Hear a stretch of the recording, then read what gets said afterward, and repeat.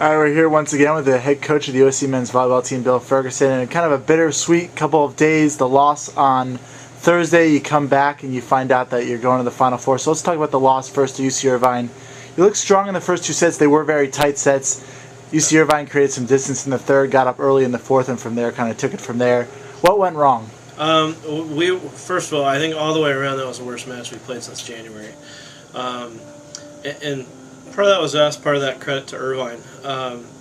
But we weren't passing the ball real well. We weren't attacking well. Our block and defense was a little out of sorts. I think it's the first time we've really kind of just not followed the game plan real well, and just all around it wasn't a great night for us. And they were the better team that night, so they got to advance and play and play their way into the finals. So it's we ended up getting in, so that's the important thing. You talk about getting in. You guys have been here before. You were there last year. You've been there personally a few years ago, losing to UC Irvine in the final. You have the experience. You have guys that have been there before. What's the mindset right now after a loss to UC Irvine, but now you're in and you win two and you're a national champ? Well, our seniors, this is their third Final Four in their 4 years that they've been here, which is pretty special. So they know the drill. In a bit of irony, in 2009, the first time our guys went, Irvine was the conference regular season champion, and we beat them in the semifinals. So they got the at-large bid. So, hopefully the irony continues. These guys are business as usual. We know that we've got we got some work on. We got some work to do with Lewis. They're a scary team because that's a team that's got some talent. They got some arms. They're athletic, and they're one of those teams that believes every step of the way. You could beat those guys 25-3, 25-2, and they're on the floor of the next set thinking they got you right where right where they want you. So with all that coming at us, it's going to be we'll have our hands full for sure. I'm curious, with a small school like Lewis in a different conference than you, how much do you get to follow teams like that maybe in a given year? Obviously, you're more worried about them when it comes to the tournament than you are when you're stuck in conference play, but a team like that doesn't play in your conference, comes from a smaller school. How much scouting have you done previously to finding out you'd even play them? Well, we have an exchange program. Once you get to the finals, you need to there's a certain number of matches, your last match or two, that you've got to swap video with your opponent. So we've got that going on. So they're going to see us from this last week, and we're going to see them from the last week. So we'll have some updated tape and film on them. We played each other. They actually came out here in a fall tournament in November, and we played each other actually on the arena floor after one of the girls' matches and played a 2 out of 3.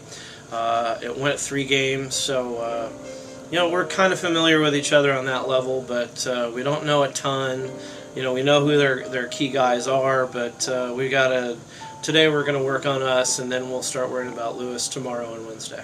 Obviously you don't want to get ahead of yourselves, but you obviously know the other two teams that are in the other portion, Penn State, UC Irvine. You've played both of them. You've played UC Irvine multiple times.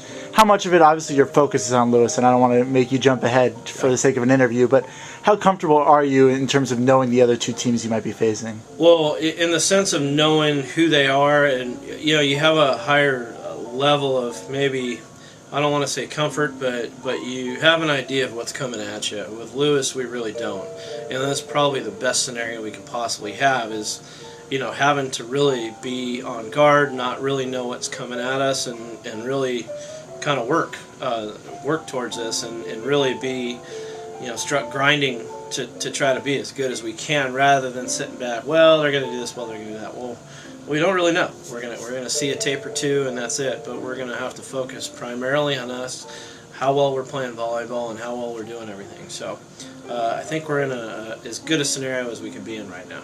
Talk about, if you can, this week at practice. You've said all year that the team is just taking each challenge as it's come. Yeah. You put the Final Four attached, and naturally that's going to make more people amped, more excited. But obviously there's still a task at hand. How do you rein those emotions in this week of practice? Well, first of all, the guys have a lot going on. They're in the middle of finals, so they're going to be, they're just going to be working on us. Like I said today, the nice thing is we have a different focus for each day. Today will be improving us, getting some logistics out to the players and the families. Tomorrow we'll be, working on the Lewis hitters and checking them out and seeing their tendencies. And then Wednesday we'll be plugging in the scouting report. And then we'll have all of our, our media obligations and so on and so forth. So there's something to do every day, something for us to kind of just latch onto in the small, in the short term. So even if we were kind of straying off our normal course for being able to look at everything one day at a time, we've got a little bit of something every day that we can kind of bullet point and make sure we keep a narrow focus on. And finally, for you personally, to be in your third Final Four in 4 years, how gratifying is it for you to have this program in a position to contend for a national championship every year, to kind of reap the benefits of all the hard work that's gone on here over the years? It's real gratifying, and that was the vision that I had of this program when I grew up as a kid. This program was an 11 Final Fours in a 14-year span. So that was what I knew USC volleyball to be. And when I was 6-7 years ago now, sitting down with Steve Lopes at the time, and his wife Elaine was the head trainer for many of those teams, and when we sat down and talked about it, this was the vision of what this was supposed to be like. And we're thrilled to be able to represent the school and the athletic department and try to continue the great tradition of this program, and hopefully we'll finish it this year and really kind of add a cool new chapter to a great book.